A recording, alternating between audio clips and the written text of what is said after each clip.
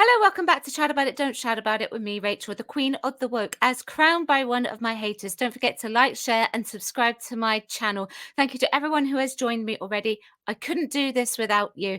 I'm trying to get to 1,000 subscribers by July. Can I do it by then? Who knows? Today, we are reviewing the episode of The Legend of Ruby Sunday for Doctor Who. Now, here's what I have to say. This episode is scoring 6 out of 10. Why are you asking? Why is it 6 out of 10? Because the writing was a lot better than what we have had all this series, but it does not mean this is going to get a 10. This is the type of writing that we should have had from the very beginning. Okay, right from the Star Beast all the way to now. That is what we should have had. Now, do remember, if you like the episode, that is great. You are absolutely okay to like it. And if you didn't like the episode, that is also okay. You are absolutely fine to not like it. So straight up, we have Kate Lethbridge Stewart returning. We have Harriet Harbinger also there. We have the Vlinks, and we have some little nice recollections about the Brigadier, who is Kate Lethbridge Stewart's father. Now, he was a companion in classic series in the John Pertwee era as part of UNIT. So we get the TARDIS skidding into UNIT. This is not a favourite thing of mine. Okay, it isn't a favourite thing. It is too movie-ish, but I'm guessing they were planning to put this on the big screen, which is why we have this kind of effect here. We, of course, then see the return of Susan Twist and all of her past characters that she has played in this series, plus 2 new ones. We haven't seen these characters yet. So is this a story that's coming up, or is this a story that was originally penned, but they never went ahead with it? Okay, so the Doctor has arrived at UNIT. There is Rose there. And I want to be quite frank. I know Rose isn't on the screen right now, but I need to talk about this. Rose was just there, I think, to make up DEI. They did nothing with her. And that's sad. I would have liked to have actually seen more from that character, actually give her the ability to do some acting. They just had her on the screen as a box check. I'm pretty sure that's what that was. Now, there's one thing that I will actually say here. Ncuti is a lot better when he is a calmer version of this Doctor. Now, this version of this Doctor, and I will get into this later, is still a far cry to what we get from classic. The one thing that I didn't like, though, here, which I didn't know if that would be a natural reaction at all, was laughing uncomfortably when he starts talking about regeneration. Like, Ruby here is saying a very based and very logical thing, you know, Susan, that could be actually your granddaughter, and then he just sort of laughs it off. That's the writing as well. Mel from the classic series, Sixth Doctor and Seventh Doctor companion. This was brilliant to have her back. She was, for me, the best part of this episode. Hands down, without a doubt. Well done, Bonnie Langford. Well done. Okay, so we're getting into the legend of Ruby Sunday, or that's what we think, but we don't really get any sort of closure on that, even though we were led to believe that's what we were going to be having. However, Mrs. Flood, Anita Dobson, has turned up. I keep expecting Brian May to turn up as well from Queen, but he wasn't there, unfortunately. But there she is. Now, she tells Rose that she looks beautiful. That's something that they did in the Star Beast. Do they really need to do that again? And then she totally snubs Ruby and talks about her lack of growth spurt. She goes to the window. She talks about the dust that's coming over. The one who waits has returned. And once again, we have done one of my least favorite things that we've had so far in this entire series is breaking the fourth wall. Now, this is Anita Dobson. She does it really, really well, much better than Maestro did. However, it's just something that I don't ever buy into, breaking the fourth wall with something like Doctor Who. I don't even like it when it happens on stage. Okay, so in comes the dust. This is a big hint, especially for classic fans, as to what this might actually be. Okay, so this man here that we meet before we go into the time window, this man is Tasha Newell. He is a fantastic actor, and they underutilized him. I couldn't believe it when he only had like 5 minutes of screen time. This man is brilliant. If you've not seen him in stuff like Waterloo Road, go and watch it.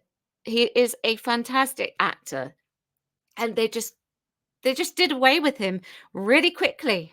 Now, the time window is actually one of the best bits for me in this entire episode. Okay, it was a bit slow.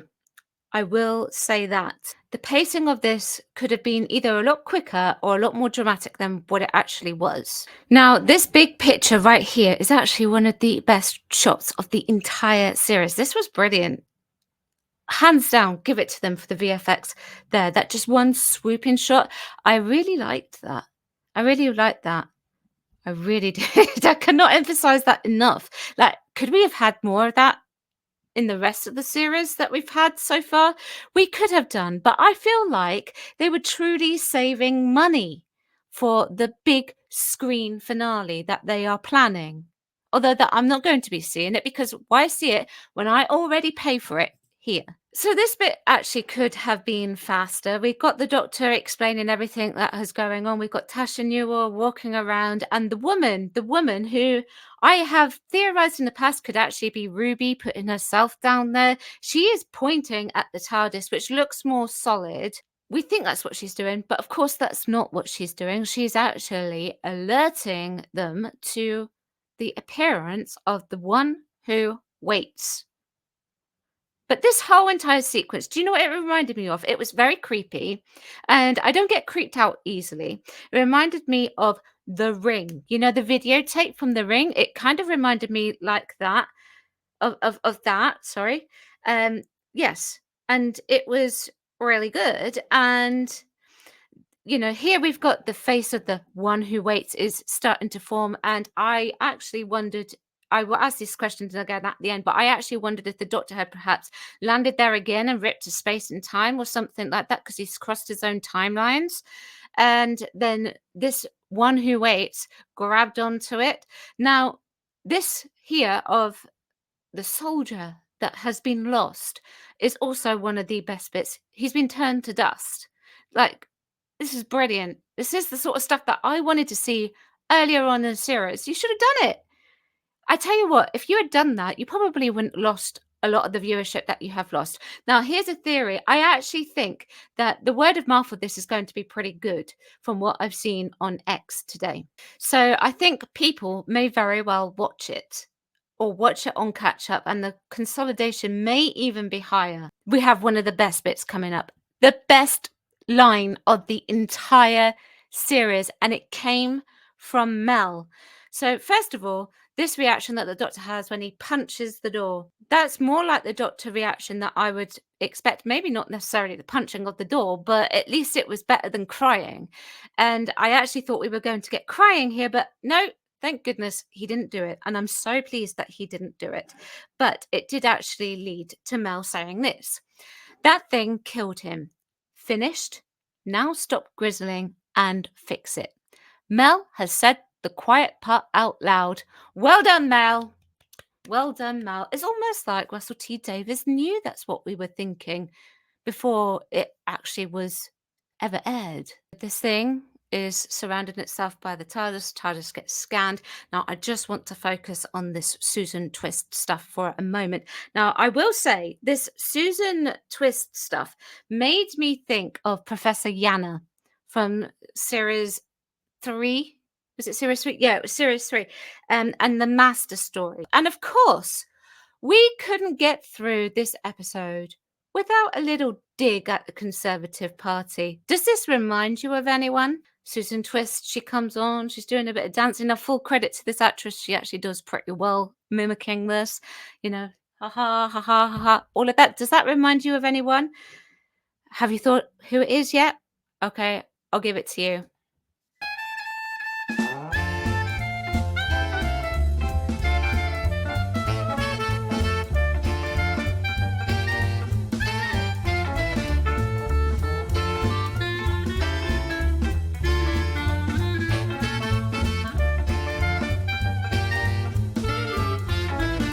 Yes, Theresa May, who was the former Prime Minister, well known for her dancing. Who does it better? Susan Twist or Theresa May? Let me know in the comments below. So then, Harriet Arbinger. or Harbinger has this long monologue. I will read it to you because I feel like this should actually be read. He has hidden in the howling void. He has hidden within the tempest. He has braved the storm and the darkness and the pain. And he has whispered to the vessel all this time. He whispered and delighted and seduced, and the vessel did obey. For none should be more mighty, and none should be more wise than the king himself. And the Lord of time was blind and vain, and knew nothing. There is the toy maker, the god of games. There is the trickster, the god of traps, shot of Susan. There is Maestro, the god of music. There's Reprobate, the god of spite. There is the Mara, who is a classic beast, the god of beasts, and the threefold deity of malice, mischief, and misery. There are gods of skin and shame and secrets. There is Incensa, the god of disaster, and her children called doubt and dread. And standing on high is the mother and father and other of them all. For the God of all gods has returned, and his names are many. His name has been Set, and Seth, and Siphifer, and his one true name forevermore is Sutek. Now, quick question. Sutek is a character from the pyramids of Mars. However, it is mentioned by Harriet that the where is it? That the trickster, the god of traps, is a pantheon of the gods. And then it goes to a shot of Susan. And quick question, do you think perhaps that Susan is the trickster? Now, I am pleased that she wasn't a gender swapped Sutek, but do you think she is the trickster? That is my next question. Is that what is that is telling you? Especially when you take a look at the makeup, it looks it looks very similar to Harriet's makeup, but it also looks similar, kind of, to the trickster's makeup. So earlier on in the episode, we get the anagram of TARDIS S triad. And then we get this. Obviously, we get Harriet, Harbinger, Harbinger, Sue Technology, Sutek, and Sutek. The doctor says that this is an anagram, but who is actually going to tell Russell T Davies that it's not an anagram, it's a portmanteau? Okay, so I have a little gripe here. I actually think that it was way too obvious, particularly for classic fans, not so much New Who fans, but definitely the classic fans who have come from old.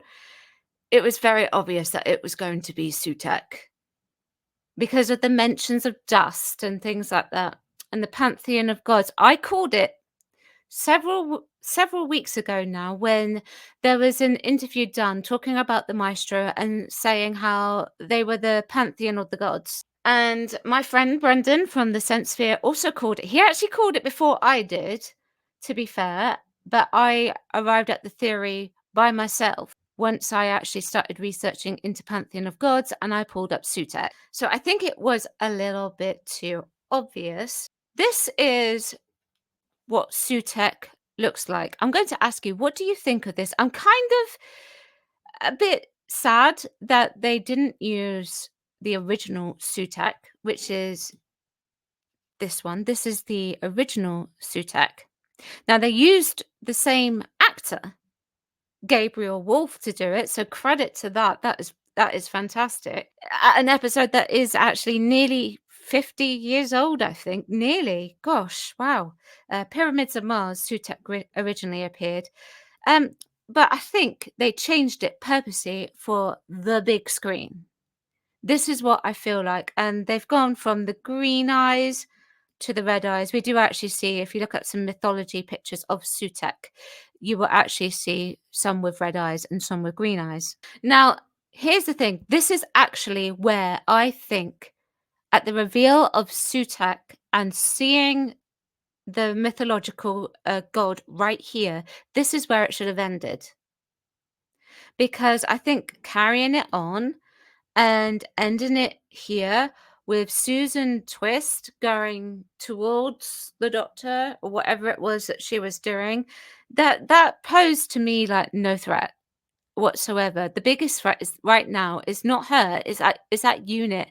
And to be honest with you, even though Mel said that there was something wrong, it would strike me that the doctor, out of fear for his companion, wouldn't actually run towards Susan. He would actually go back to unit and say, look, there's nothing that we can do here. We need to deal with what's going on at unit right now. But once again, he essentially abandons his companion. He didn't even tell Mel to stand back, did he? So I've got some neutral points about this entire episode. I felt like the script moved from plot point to plot point, but doesn't actually always tie in these plot points. And some of these plot points even could have been resolved earlier on in the series, I think. We paid hardly any attention to the legend of Ruby Sunday. I felt like that was more of a plot device to bring back Sutek. And I'm hoping that this legend is resolved in the next episode, because otherwise I'm going to have some choice words to say about it. And I do actually wish that we had those couple of versions of Susan Twist actually mentioned in the series. You could have had 2 more episodes thrown in there. Time Lords can regenerate. So what happens to Bi-Generation? Is that gone completely, or are we still learning about it in the future because you actually haven't decided what you're going to be doing with it yet? I think the pacing of this episode could have been quicker. They could have got rid of a lot of the hugging as well. I don't know why that bothered me in this episode. It just really did. And some of it was really jarring. There's also a lot of regurgitation of plot. I mentioned the Professor Yana stuff earlier on, but I also think that that Mel infiltrating and being the spy is much like what Sarah Jane Smith did in School Reunion when she infiltrates the school. And we also have Rogue, who I think is a likeness for Captain Jack. It looks like that Russell T Davies is just trying to take old things that he has done in the past, that he knows has worked in the past, and he's trying to apply it to this particular series of Doctor Who. But the thing is, it's failing. Like I said, it was obvious, especially to classic viewers, that this was going to be Sutek, particularly if you've seen The Pyramids of Mars. We knew that the name Susan was going to be part of the connection. We didn't know if it was going to be Sutek or if it was going to be Susan's granddaughter, but, Sutek, it was obvious. And we knew that the triad was the anagram of TARDIS. That also was extremely obvious. And there are things that have occurred in this series that I actually think should have happened all the way through this series. So, in that speech, she mentions the Maestro, the Reprobates, the Mara. Well, of those, we only got the Maestro. We could have actually had all of the returns of these pantheons that we are supposedly said to have, but we didn't get them. We could have had them. That would have been much more fun than watching Randy Doctor Who. There should have been more references to the ones who waits through the entire series, and the snow should have appeared a lot more often than it did, but it didn't. Now I want to talk about the Doctor. I'm not going to be talking about Ncuti's performance per se. I am going to be talking about the character, the writing of this version of the Doctor versus past versions of the Doctor. So if you've not been a fan of Classic or you've never seen Classic, get ready. I am about to tell you what it was supposed to be like versus what we have now. Okay, so the Doctor, he's a man of many talents. He's smart, pompous, has empathy, often at times. He's lonely since the companions always leave in the end. He is the man who has deep moral standing of what is right and wrong. He prefers to use discussion as opposed to firearms and fists. He intervenes on a regular basis, even though he is not supposed to. He can be at loggerheads with his companions, in particular the human companions. He is brave. He faces danger head on and has even been known to go head straight on into danger. He is asexual. His sexuality was never at the forefront for discussion. There are many other traits of the Doctor that I haven't mentioned either, which I am sure you can mention them below should you wish to leave a comment, and do so. But on top of that, each facet of the Doctor changes with each regeneration. So what I mean by that was Hartnell was abrupt. Troughton was a little foolish joker at times. Pertwee was a bit like a caped crusader. Tom Baker's Doctor was very cautious, and he could be quite quick. And then Peter Davison's doctor was somewhat arrogant, but probably the most humane. And Colin Baker was very pragmatic. McCoy's doctor was a manipulator and teacher. McGann was suave and sophisticated. Eccleston was the adventurer. Tennant was a seether. Boy, oh boy, did he seethe. Smith was somewhat curious. And Capaldi was also abrupt, like William Hartnell's doctor was. And even Whittaker, Jodie Whittaker, gave off the sense of alien when her doctor couldn't empathize. Now, this version of the Doctor is the furthest removed of the Doctor that I have ever seen. He is crying in nearly every single episode. He is randy. He's gay. Rogue was supposed to be a love, but he doesn't even focus on Rogue in this episode. Does not call back at all to the previous episode. Things haven't been tied in from earlier episodes to do with this Doctor. He called Mel bonkers. She was never bonkers. She was a breath of fresh air when she joined the series back in Classic. The Doctor, this particular Doctor, sorry, he is not smart. He runs away from everything. He is not a good empathizer and he's more interested in flirting. He is irresponsible. He can't save anyone. He has regressed in his age. He is a danger to his companions and the people around him. He has no pomp. He uses language of today that I've never heard younger people use. And he is extremely rude. What we see here from Russell T Davies in the writing, and in the writing only, please bear in mind, I'm not talking about Ncuti at this point. This is pure character assassination. This character is just Doctor in name only. He has virtually none of the traits that he has had previously. It's a family show. Bring it back to the families. Your main demographic that you say that you are trying to target aren't even watching. So that's what the Doctor was versus what the Doctor is now. I have some questions now. Why does the Doctor not head back to unit? Why does the Doctor want to investigate Ruby when he said that he wasn't going to be doing that? Why spend so much time not in the TARDIS that we spent money on? Did the Doctor rip a hole in time? Has the Doctor crossed his own timeline? Why couldn't we have had this throughout the entire series? What we got here, why couldn't we have had it? We've had all of this dancing, singing, stupidity, behavior that has sort of made this episode fall a little bit flat. Not that those other episodes were great, mind you. The writing actually, for the most part, was a lot worse than what we got here. Are they actually giving too much away in the trailers and the press releases? And how does Susan appear all the way throughout? Did I actually miss something that I might have done? Actually, I might have missed it. But that is what I thought of the episode. A lot better than what we have had before. What did you think of the episode? Leave a comment below. Chat about it. Don't shout about it. Don't forget to subscribe to my channel. Thank you very much for watching. And I will see you next time.